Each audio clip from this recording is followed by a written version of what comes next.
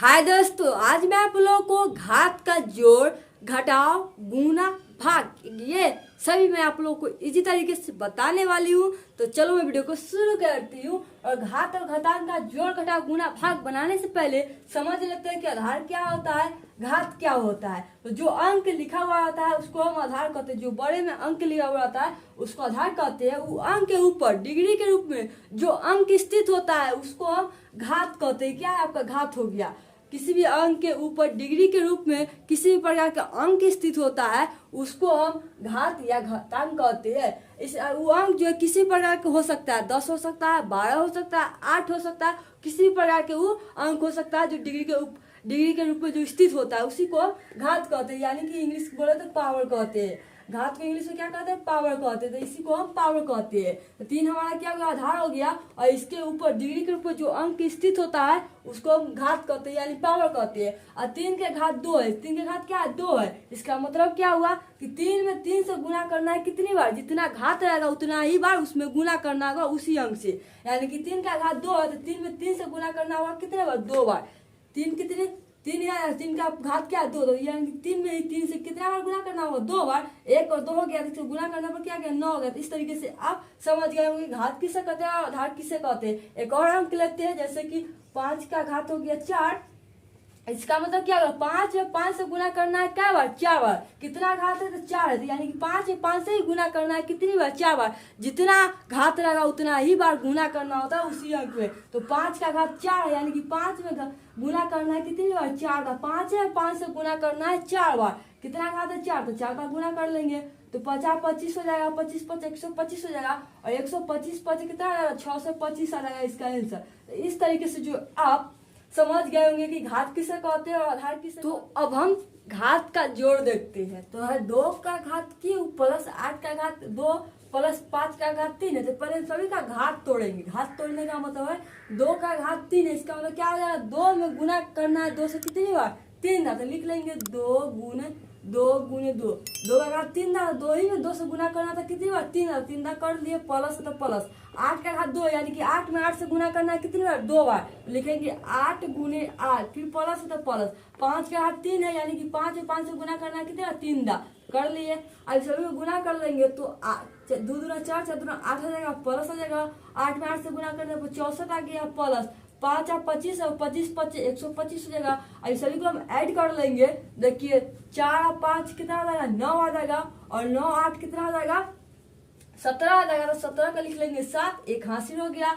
अब 2 और 6 कितना आ जाएगा, 8 आ जाएगा। 8 1 9 हो जाएगा। और एक हो यानी कि 197 आ गया इसका आंसर। तो इस तरीके से जो है आप घात का जोड़ बना सकते हैं। अब हम घात का घटाव देखते हैं। घात का घटाव इसी तरीके से बनेगा वो भी। तो 8 का क्यू यानी कि 8 का भी तोड़ लेंगे तो 8 गुने 8 गुने 8 आ जाएगा, माइनस है तो माइनस। अब 4 का घात 2 यानी कि 4 को 4 में गुना करता है कितनी बार, 2 बार। लिखेंगे 4 गुने 4 फिर माइनस है। 3 का घात 5 यानी कि 3 में 3 से गुना कितने बार करना है, 5 बार। लिख लेंगे 1 2 3 4 5 हो गया। आप सभी को गुना कर लेंगे तो 8 में 8 से गुना करने पर क्या रहता है, 64 आ जाता है। 64 में 8 से गुना करेंगे 512 आ जाएगा, माइनस 4 में 4 से गुना करेंगे 16 आ जाएगा, माइनस।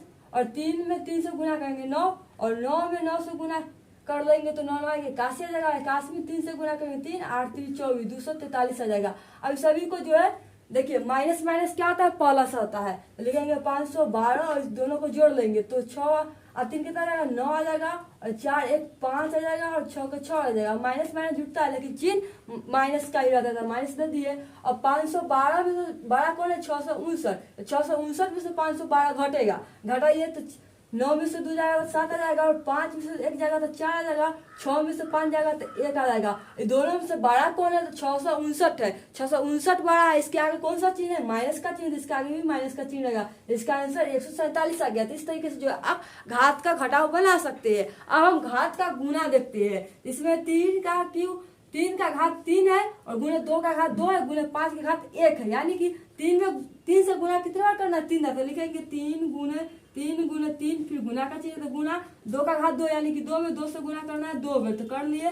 5 का घात 1 यानी कि 5 का घात 1 का मतलब हुआ कि 5 ही रह जाएगा।